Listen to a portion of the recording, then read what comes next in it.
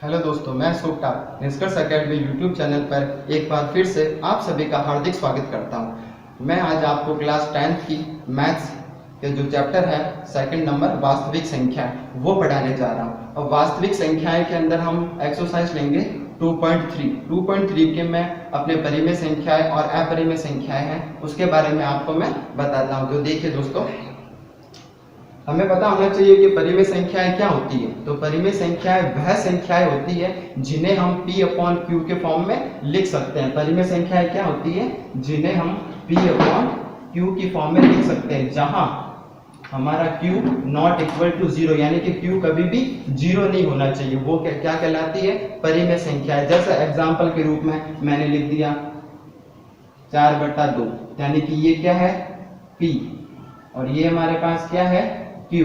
तो P/Q की form में जो भी रहता है वो हमारी क्या कहलाती है? परिमेय संख्या है। फिर अगर हमारे पास ऐसा दे दिया 5, तो सर ये 5 परिमेय संख्या है या नहीं है? तो ये 5 परिमेय संख्या है, क्योंकि P/Q के फॉर्म में, जैसे P इसके नीचे हम 1 लगा देते तो किस फॉर्म में हो जाता है? बट्टे की फॉर्म में हो जाता है, अपॉन की फॉर्म में हो जाता है P/Q।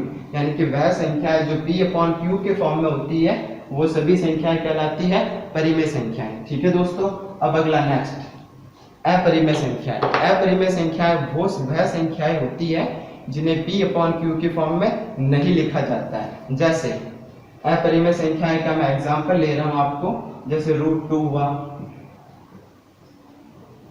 √2, √5, ये सभी क्या कहलाती है? यानी कि जो संख्याएं रूट के अंदर होती है वह अपरिमेय संख्याएं कहलाती है। और इसका एक अपवाद भी है कि पाई हमेशा क्या होता है? एक अपरिमेय संख्या होती है। ठीक है दोस्तों। तो ये था परिमेय संख्याएं और अपरिमेय संख्याओं के बीच में डिफरेंस। जो P/Q के फॉर्म में होता है वह परिमेय संख्या कहलाती है। P/Q के फॉर्म में मतलब 1/4, 3/4, 5, 6, 8, 9, ये सभी हमारे पास परिमेय संख्याएं होती है। और अपरिमेय संख्याएं जिन्हें P/Q के फॉर्म में नहीं लिखा जाता है, जिन्हें रूट में लिखा जाता है, √2, √3, √5, वो संख्या होती है अपरिमेय संख्या। ठीक है। तो आज का हमारा जो एक्सरसाइज है 2.3, कक्षा 10th की एक्सरसाइज 2.3, जिसके हमारे पास क्वेश्चन है। तो देखिए क्वेश्चन ऐसा है, सिद्ध कीजिए कि निम्नलिखित संख्याएं अपरिमेय संख्याएं। सिद्ध कीजिए कि निम्नलिखित संख्याएं अपरिमेय संख्याएं हैं। जैसे यहाँ पहला क्वेश्चन दे रखा है 5 - √3, दूसरा दे रखा है 1/√2, तीसरा क्वेश्चन 6 + √2। तो ये क्वेश्चन है। तो हम पहला क्वेश्चन लेते हैं आज का। तो देखिए पहला हमारा क्वेश्चन दे रखा है हमें 5 - √3। इसे हमें सिद्ध करना है कि यह एक अपरिमेय संख्या है। तो देखिए, तो सबसे पहले हम क्या लिखेंगे? सबसे पहले हम लिखेंगे पहली लाइन, माना कि 5 - √3 एक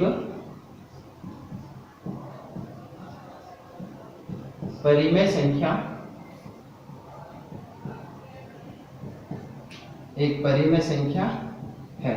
सबसे पहला हमारा लाइन भी होगा। हम क्या मानेंगे? 5 - √3 को एक परिमेय संख्या मान लेंगे।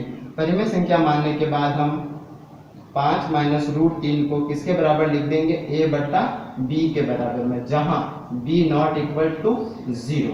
ठीक है दोस्तों।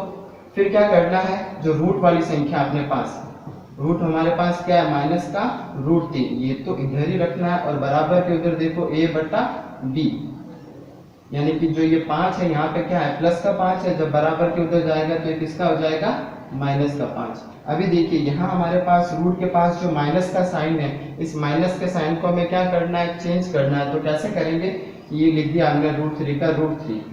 जब हम क्या करेंगे? यहाँ देखो ये माइनस का 5 है, तो जब इधर आता है तो इसे लिख देंगे हम प्लस का 5, और ये A/B, ये यहाँ पे क्या दे रखा है? प्लस का दे रखा है, तो ऐसे कर देंगे इसे माइनस का। तो ऐसे करने से हमारा जो ये माइनस का साइन है वो चेंज हो जाएगा, यानी कि परिवर्तित हो जाएगा। जो माइनस है वो किस में हो जाएगा?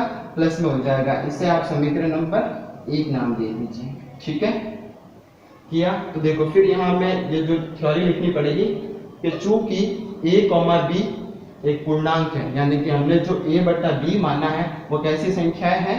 पूर्णांक संख्याएं हैं। ठीक है दोस्तों। फिर अतः जो हमारे दे रखा है सभी क्वेश्चनों में ये फॉर्मेट फिक्स है, तो हम लिख देंगे 5 माइनस रूट 3, 5 माइनस रूट 3 एक परिमेय संख्या है, एक परिमेय संख्या है। अतः समीकरण नंबर 1 से, अतः समीकरण नंबर 1 से, यदि हमारे समीकरण नंबर 1 से स्पष्ट है कि रूट 3 एक परिमेय संख्या है, यानी कि हमें जो 5 माइनस ए बट्टा बी है इसे भी लिख देना है कि ये भी एक परिमेय संख्या है, और रूट 3 है ये भी एक क्या है, परिमेय संख्या है, परिमेय संख्या है, जो कि विरोधाभासी कथन है। यानी कि हम ये तो मान रहे हैं, हम इसे मान रहे हैं कि ये भी परिमेय संख्या है और ये भी एक परिमेय संख्या, बट हम जानते हैं, क्योंकि हम क्या जानते हैं कि रूट 3, अभी मैंने आपको बताया था, जो भी संख्या रूट के अंदर होती है वो कैसी संख्या होती है, अपरिमेय संख्या होती है, क्योंकि हम जानते हैं कि रूट 3 तो एक अपरिमेय संख्या होती है। अतः हमारी कल्पना गलत है, क्योंकि हमने इन लोगों को क्या माना था, 5 माइनस ए बटा बी को, रूट 3 को, इन दोनों को हमने परिमेय संख्या माना था। ठीक है, तो ये हमारी जो कल्पना है गलत है। ठीक है, क्योंकि ये परिमेय संख्या नहीं हो, परिमेय संख्या नहीं है, तो लिख देंगे, क्योंकि हम जानते हैं कि रूट 3 तो एक अपरिमेय संख्या होती है। अतः हमारी कल्पना गलत है। इससे सिद्ध होता है कि 5 माइनस रूट 3 एक अपरिमेय संख्या है। हमें यही सिद्ध करना था कि जो भी क्वेश्चन दे रखा है उसे सिद्ध करना था कि ये अपरिमेय संख्या है या नहीं है, तो ये ऐसे सिद्ध करना है। ठीक है, ये हमारा फर्स्ट क्वेश्चन। देखिए आप इसी कड़ी में सेकंड क्वेश्चन,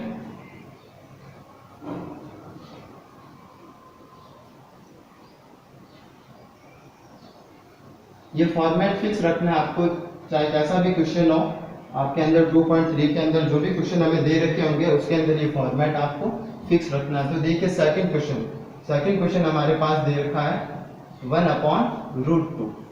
क्या दे रखा है, 1/√2। तो सबसे पहले मैंने आपको बताया था यही लाइन लिखनी है, माना कि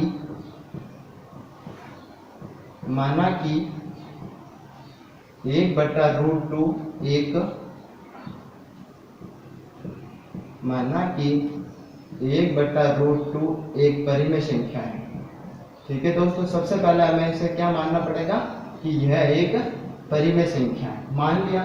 फिर देखो हमें ये दे रखा है 1/√2, तो देखो यहाँ हमें √2 यानी हम यहाँ पे करेंगे हरों का परिमेयकरण, परिमेयकरण का मतलब जो √2 दे रखा है, तो ऊपर नीचे किससे गुणा करने पर, ऊपर भी √2 से और नीचे भी √2 से गुणा करने पर, तो एक को √2 से गुणा करने पर हमें √2 मिला। ठीक है, अब √2 को √2 से गुणा करने पर देखो 2 को 2 से गुणा करने पर क्या हो जाता है, 4, इधर भी रूट है, इसके ऊपर भी रूट है, तो इसके ऊपर भी रूट, तो ये √2, और हमें पता है √4 को हम क्या लिखते हैं, 2 लिखते हैं। ठीक है दोस्तों, किया हमने ऐसा। इसके बाद देखो सेकंड लाइन हमें क्या लिखनी है, हमें क्या मिला, √2/2, इसको हम किसके बराबर मान लेंगे, a/b के बराबर में, जहां हमारे पास b नॉट इक्वल टू 0, यानी कि b कभी भी 0 नहीं होना चाहिए। तो देखो ये भी अपॉन में है, ये भी अपॉन में है, और दोनों के बीच में साइन कैसा है, बराबर का साइन है। जब साइन बराबर का होता है तो हम क्या कर देते हैं, वज्र गुणा, यानी कि क्रॉस मल्टीप्लाई। ठीक है दोस्तों, तो यहाँ पे हम √2 को करेंगे b से गुणा, तो ये कितना हो गया हमारे पास, √2b, और 2 को किससे कर देंगे, a से गुणा, तो ये हो गया 2a।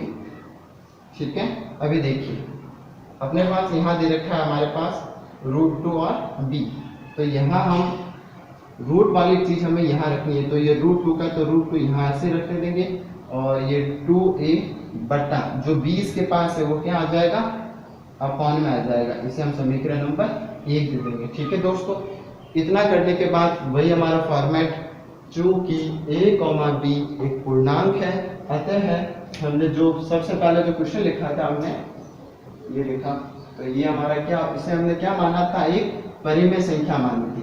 अतः है समीकरण नंबर 1 से स्पष्ट है कि √2 भी क्या है, एक परिमेय संख्या है। ये हमें मानना है। ठीक है भाई, कि पहले इसे भी क्या मानना है, परिमेय संख्या, इसे भी क्या मानना है, परिमेय संख्या। ठीक है, समीकरण देखो यहाँ ये लिखा था हमने, ठीक है, जो कि विरोधाभासी कथन है। ठीक है, फिर हम, क्योंकि हम जानते हैं कि √2 तो क्या है, एक अपरिमेय संख्या है। रूट टू तो क्या है, एक अपरिमेय संख्या। मैंने आपको बताया था ना अपरिमेय के बारे में कि जो भी रूट में जो संख्याएं होती है वो अपरिमेय संख्याएं कहलाती है। अतः हमारी कल्पना गलत है। इससे सिद्ध होता है कि 1/√2 एक अपरिमेय संख्या है। बस हर क्वेश्चन में ये फॉर्मेट फिक्स करना है। ठीक है दोस्तों, तो नेक्स्ट क्वेश्चन,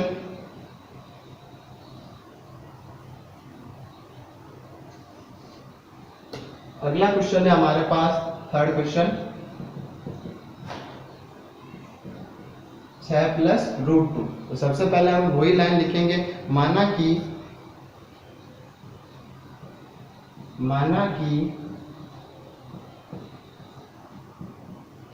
6 + √2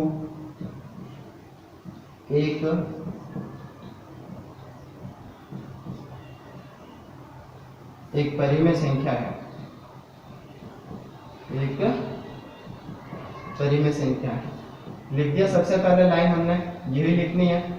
तो परिमेय संख्या मानने के बाद जो भी हमें दे रखा है 6 + √2, इसको किसके बराबर कर देंगे, a/b के बराबर में, जहां हमारा b कैसा, b ≠ 0। ठीक है दोस्तों, फिर क्या करना है, हमारे पास जो रूट वाली डिजिट है वो हमें इधर ही रखनी है और बिना रूट की जो डिजिट है उसको बराबर के उधर कर देना है। ठीक है, उधर भेज देना है, यानी कि पक्षांतर करना है। ये प्लस का 6 है, जब बराबर के उधर जाता है तो किसका हो जाता है, माइनस का 6। तो आप इसे इक्वेशन नंबर 1 दे दिए।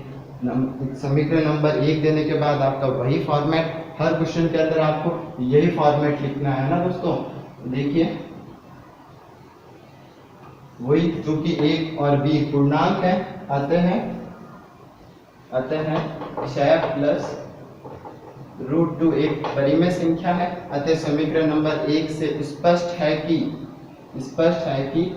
√2 भी एक परिमेय संख्या है, जो कि क्या है, विरोधाभासी कथन है। विरोधाभासी कथन का मतलब अर्थात यानी कि हम इनको क्या मान रहे हैं, हम मान रहे हैं कि ये एक परिमेय संख्याएं हैं, जबकि हम जानते हैं कि √2 कैसा है, √2 तो एक अपरिमेय संख्या है। अतः हमारी कल्पना गलत है। इससे सिद्ध होता है कि 6 + √2 एक अपरिमेय संख्या है। ठीक है, ये था हमारा 6 क्वेश्चन एक्सरसाइज 2.3 का। ठीक है, 6 + √2। तो देखिए अब नेक्स्ट क्वेश्चन इसका, अगला क्वेश्चन हमें जो दे रखा है 4, 3√2। ठीक है दोस्तों, कैसा दे रखा है, 3√2।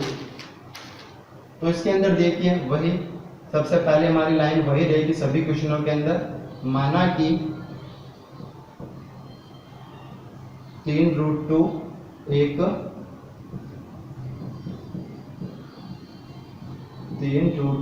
परिमेय संख्या है। ठीक है, पहली लाइन प्रत्येक क्वेश्चन में हमें यही लिखना है, यानी कि जो भी हमें क्वेश्चन दे रखा है उसे हमें सबसे पहले क्या मानना है, एक परिमेय संख्या मानना है। परिमेय संख्या मानने के बाद हमें इन क्वेश्चनों को किसके बराबर लिखना है, a/b के बराबर में, जहां हमारा b क्या होता है, ≠ 0, यानी कि b की वैल्यू कभी भी 0 नहीं हो सकती है। तो देखिए यहाँ हमने लिख दिया 3√2 बराबर a/b। ठीक है दोस्तों, तो हमें क्या करना है, इधर सिर्फ √2 ही रखना है और जो बाकी 3 बचा है, 3 किससे मल्टीप्लाई में चले जाएगा, यानी कि यहाँ अगर हम 1 मान लेते हैं, माना किसके नीचे 1, तो दोनों में साइन किसका है, बीच में बराबर का, यानी कि वज्र गुणा करना है।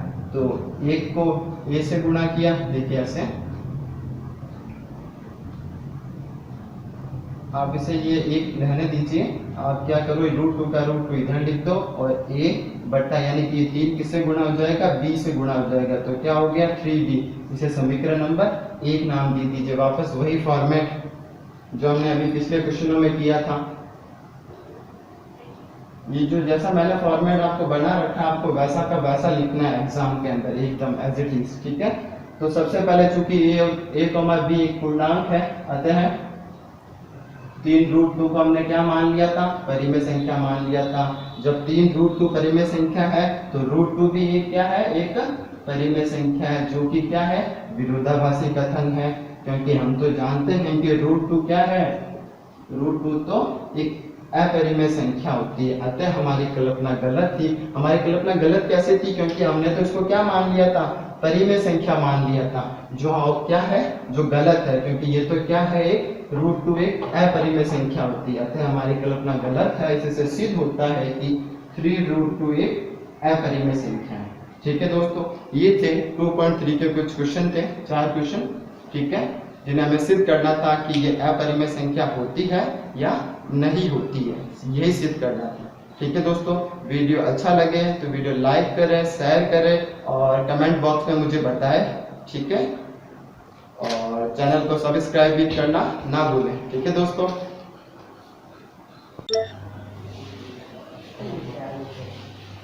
देखिए दोस्तों, इसी कड़ी में हमारा एक क्वेश्चन रह गया था पीछे।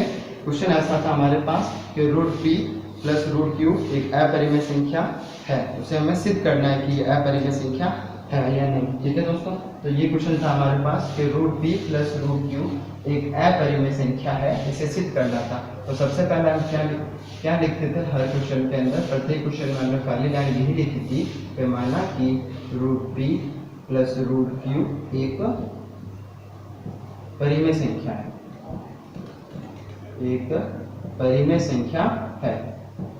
ठीक है, पहली लाइन हमें प्रत्येक क्वेश्चन में यही लिखनी है। जो भी हमें क्वेश्चन दे रखा होता है उसको सबसे पहले हमें क्या मानना है कि वह एक परिमेय संख्या है। परिमेय संख्या मानने के बाद हमें जो दे रखा है, जो भी क्वेश्चन, जैसे यहाँ हमें दे रखा है क्वेश्चन √p प्लस √q, इसे हम किसके बराबर मान लेना है? a बटा b के बराबर, जहां हमारा b नॉट इक्वल टू 0, यानी कि b की वैल्यू कभी भी 0 नहीं होती है। ठीक है दोस्तों, तो देखिए यहाँ √p और यहाँ √q, यानी कि अभी तक जो भी हमने क्वेश्चन पढ़े थे वहां सब में मतलब सिंगल रूट थे, जैसे √3 √2, यहाँ भी √2, यानी कि सिंगल √2 आ रहे थे। और अब की बार क्या हमारे पास ये भी रूट में दे रखा है, u भी रूट में दे रखा है। तो यहाँ हम क्या करेंगे? वाम पक्ष दक्षिण पक्ष, यानी कि ये दोनों साइडें दे रखी है, तो यहाँ हम कर देंगे कि दोनों तरफ वर्ग करने पर, दोनों तरफ वर्ग करने पर, तो देखिए वर्ग करते हैं, यानी कि ये लिखा हमने √p प्लस √q, यानी कि इसका वर्ग किया हमने, यानी कि होल स्क्वायर, और यहाँ दे रखा है a बटा b का भी स्क्वायर। ठीक है दोस्तों, यहाँ दे रखा है √p प्लस √q का होल स्क्वायर, यानी कि हमारे पास आप सभी को एक फॉर्मूला, एक सर्वसमीकरण लगती है। सर्वसमीकरण हमारे पास a प्लस b का होल स्क्वायर, यानी कि आपको सबको पता होगा कि ये सर्वसमीकरण क्या है, यानी कि a प्लस b का होल स्क्वायर। तो सबसे पहले a square plus 2ab plus b का स्क्वायर, यानी कि ये हमारे पास एक सर्वसमीकरण में ये आइडेंटिटी लगानी। क्यों लगानी है? देखो यहाँ पे √p प्लस √q का होल स्क्वायर, यानी कि a प्लस b का होल स्क्वायर, यानी कि यहाँ a की वैल्यू मेरे पास क्या है? √p, और q की वैल्यू और b की वैल्यू क्या है? √q, तो a और b, यानी कि a का स्क्वायर, यानी कि क्या करना है हमें? √t का स्क्वायर। ठीक है, फिर दे रखा है हमारे पास प्लस 2 गुणा a की वैल्यू मतलब √p, और b की वैल्यू दे रखी है √q, प्लस b का स्क्वायर, b हमारे पास क्या दे रखा है? √q का स्क्वायर, बराबर में देखो a बटा b का होल स्क्वायर, यानी कि यहाँ a का भी स्क्वायर है और b का भी स्क्वायर है। तो देखिए यहाँ हमने कर दिया a स्क्वायर बटा b स्क्वायर, ये b स्क्वायर। तो ठीक है, अब देखिए यहाँ जब भी कोई संख्या में या कोई डिजिट या कोई अंक रूट में दे रखा हो और इसके ऊपर हमें क्या दे रखा हो? स्क्वायर दे रखा हो, तो रूट से स्क्वायर कैंसिल हो जाता है। कैसे हुआ? ये रूट से स्क्वायर कैंसिल हो गया, हमारे पास सिंगल p बचा, प्लस ये देखिए यहाँ 2 को √p और √q से गुणा करना है। तो देखिए रूट ये p है, ये भी रूट में है, और q भी कैसे है? रूट में है। तो हम दोनों को एक साथ लिख देते हैं, √p और √pq। ठीक है दोस्तों, अब इधर अभी हमने बताया था कि जो रूट है वो किससे कैंसिल हो जाता है? स्क्वायर से कैंसिल हो जाता है। तो हमारे पास यहाँ क्या बचता है? क्यू, और बराबर में हमें दे रखा है ए स्क्वायर बटा बी स्क्वायर। ठीक है दोस्तों, यहाँ तक आपको समझ में आया होगा। देखिए मैं इसका यहाँ लिख देते हैं जो फॉर्मेट बचा हमारे पास। तो देखिए यहाँ P है जो प्लस का है और Q भी क्या है, प्लस का है। तो हम यहाँ पक्षांतर कर देंगे। तो यहाँ तो पहले हम लिखेंगे कि 2√P और Q बराबर में देखो हमारे पास क्या दे रखा है हमें, ए स्क्वायर बटा बी स्क्वायर। यहाँ पे ये प्लस का P है तो पक्षांतर करने पे ये क्या हो जाता है, माइनस का P। यहाँ पे हमें प्लस का Q दे रखा है, इसका भी पक्षांतर करने पे क्या हो जाता है, माइनस का Q। ठीक है दोस्तों, हमें क्या करना है, प्रत्येक क्वेश्चन अभी तक हमने जो भी क्वेश्चन किए हैं उनमें हमने जो इधर वाम पक्ष में सिर्फ रूट वाली ही संख्या ही लिखी है हमने। तो जैसे यहाँ दे रखा है रूट पी क्यू, यानी कि इन जो दो दे रखा है दो को हम बराबर के उधर भेज देंगे। तो देखो ये दो किस फॉर्म में जाएगा, ये दो हमारे पास हम इसको ऐसे लिख सकते हैं, यानी कि दो किस में जाएगा, बट्टे में। यानी कि अगर इसके पूरे ये हम लिख देते हैं ए स्क्वायर बटा बी स्क्वायर माइनस का पी माइनस का क्यू, यानी कि ये दो यहाँ हमें दे रखा है गुणा में, तो ये किस में चले जाएगा, भाग में चले जाएगा। ठीक है दोस्तों, यहाँ हम इसको ऐसे भी लिख सकते हैं, कैसे, 1/2 कोष्टक में ए स्क्वायर बटा बी स्क्वायर माइनस का पी माइनस का क्यू।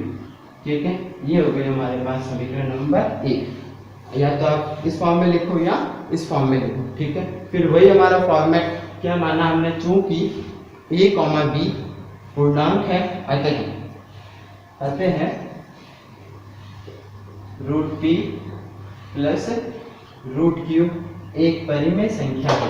ठीक है, जब आप इसे परिमेय संख्या मान रहे हैं तो ये हमारे जैसे ये रहा परिमेय संख्या है, अतः समीकरण नंबर 1 से, यानी कि समीकरण नंबर 1 से स्पष्ट होता है कि √pq यानी कि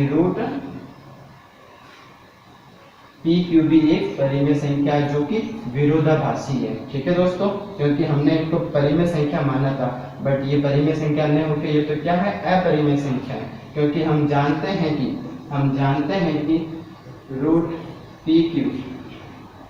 √pq अपरिमेय संख्या होती है, अतः हमारी कल्पना गलत है। इससे सिद्ध होता है कि